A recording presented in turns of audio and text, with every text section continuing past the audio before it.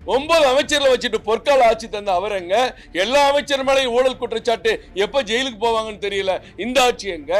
பாஜக தலைவர் அண்ணாமலையை சீண்டி பார்க்க வேண்டாம் என்றும் திமுகவின் அனைத்து அமைச்சர்களும் எப்போ வேண்டுமானாலும் ஜெயிலுக்கு போவார்கள் என பாஜக மாநில துணைத் தலைவர் கரு நாகராஜன் எச்சரித்துள்ளார். திமுக காங்கிரஸ் ஒன்று தானேங்க. திமுக முதனாலே காங்கிரஸ் மோதுற மாதிரி தானே, ரெண்டும் ஒன்று தானே, ஒன்னா தானே இருக்காங்க. எல்லாம் காமராஜர் ஆட்சி தான் ஸ்டாலின் ஆட்சின்னு சொல்ற அளவுக்கு இன்னைக்கு காங்கிரஸ் கரைஞ்சு போச்சு சார். காமராஜர் சொன்னார் திமுக அதிமுகவை ஒரே குட்டையில் ஊறிய மட்டைகள்னு பெருந்தலைவர் சொன்னதான் இங்க சொன்னேன்.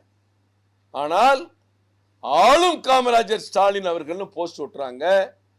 நாளைக்கு வாழும் காமராஜர்னு காங்கிரஸ் போஸ்ட் ஓட்டுவாங்க. இதே செல்வ பெருந்தகை சொன்னதுக்கு ஈவி.கே. செல்வங்கன் பல்ட்டி அடிச்சு அதெல்லாம் கிடையாது, தேர்தலுக்கு முன்னாடி இப்படி பேசுறீங்களா, இப்ப அப்படி பேசுறீங்க.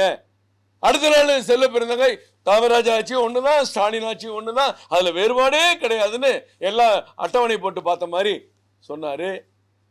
16 அணைகள் கட்டியவர் எங்க, தடுப்பணை கட்ட தடுமாறுற திமுக எங்க, நான் செத்தாலும் பரவாயில்ல மது கொண்டு வர மாட்டேன் மக்களுக்கு அப்படின்னு அவர் உரிமையோட இந்த மக்கள் மேல பாசம் வச்சவர் எங்க, 45,600 கோடி வருஷம் புடுங்குறமே இந்த திமுக ஆட்சி எங்க, ஓடி நின்றால் ஆரம்ப பள்ளி வேகமா போனா உயர்நிலை பள்ளின்னு 13,000 பள்ளிக்கூடங்கள் தமிழ்நாட்டுக்கு கொண்டு வந்தாரு. இவங்க எத்தனை டாஸ்மாக் கடை டெட்ரா பேக்ல வைக்கலாமா, விளையாட்டு அரங்கத்துல வைக்கலாமா, கல்யாண மண்டபத்துல வைக்கலாமான்னு திட்டம் போடுற கள்ளச்சாராயத்தை விற்கிற வேடிக்கை பார்க்கிற திமுக எங்க?